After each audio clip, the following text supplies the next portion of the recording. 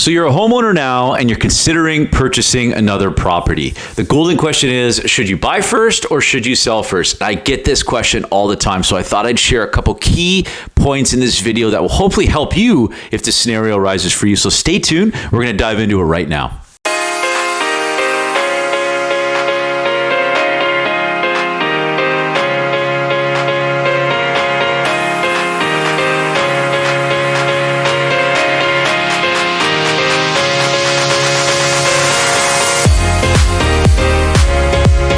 What's up, guys? My name is Andrew Kulakowsky, local real estate agent, born and raised. In this video, we're going to talk about a couple key components that you should consider if you are in this scenario where you want to purchase another property and you want to sell your property, and which one you should potentially do first. Now, the first key component that I want to highlight is you need to look at what's going on in the market at that time. The market's really going to dictate a big part of this. Now, over the last couple of years, we've been experiencing an extreme seller's market. So if you're a homeowner and you're selling your house, there's a pretty big advantage for you, obviously, because we're in a seller's market, meaning that we've got a huge buyer demand, there's not a lot of inventory, and typically when you list your house, if it's done right, you're going to sell your house at list price or above list price, and it's going to sell quickly. So already entering into a seller's market is going to give you an advantage and will hopefully help you make that decision a little bit easier if you're going to buy first. The second thing that you really want to look at, and this is more of a personal thing, is your financial situation.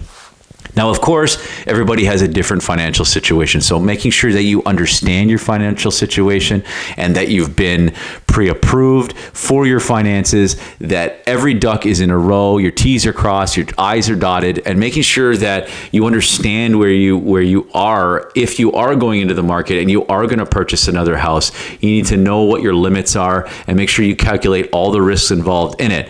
Now, obviously, there's a lot of components that stem off of this with regards to strategies involved in how you're buying first, timing on closing dates, how prepared you are to sell your house. These are all kind of key components that stem off of these two main components. And these are conversations that you're going to have with your agent to hopefully help you prepare and give you as much confidence as possible. Now, no matter what type of market it is, there's always going to be advantages and disadvantages to doing one or the other first. In a perfect world, going back 10, 20 years ago, sale of property conditions would be the answer to that. However, I'm sure there's probably people laughing right now. Sale of property conditions in a seller's market really aren't that advantageous to you as a buyer. And the chances are, if you do put a sale of property condition on your offer or in your offer, and you're purchasing a house that you're competing against, there's a pretty high chance that you are not going to be competitive and you won't win that house. So again, it goes back to making sure you have your ducks in a row and that you're strategizing with your agent of how you're going to go about doing this so you can have the most advantageous offer if that's a house that you really want to purchase. Now, the advantages of selling first in a seller's market is that you're going to know exactly what you're going into the market with. And what I mean by that is you know exactly what you sold your house for, you know how much money you're able to work with. So again, you can weigh the extremes. And it also takes a lot of pressure off when you are going into a buyer's market. It gives you a lot of leverage.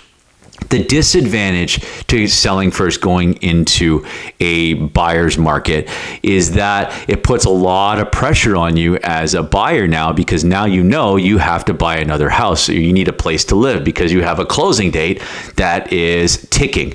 So going into a seller's market as a buyer can be extremely stressful. You're going to be competing. There's a high chance you will be competing against other buyers.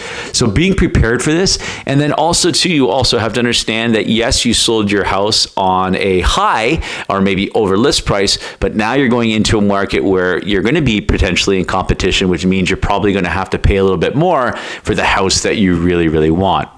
So these are the key components, and remember that not one scenario is always created equally, so it's super important that you always discuss these strategies with your agent so you're as prepared as possible, and ultimately the deciding factor is going to come down to you. But it is important that you look at all these elements and components to make sure that you're as educated and ready to go as possible. So I hope this information helped. Remember, if you ever have any questions about the market, you're always welcome to reach out. But thanks for watching today, guys. I appreciate it. Make sure you hit like and subscribe to see similar videos like this.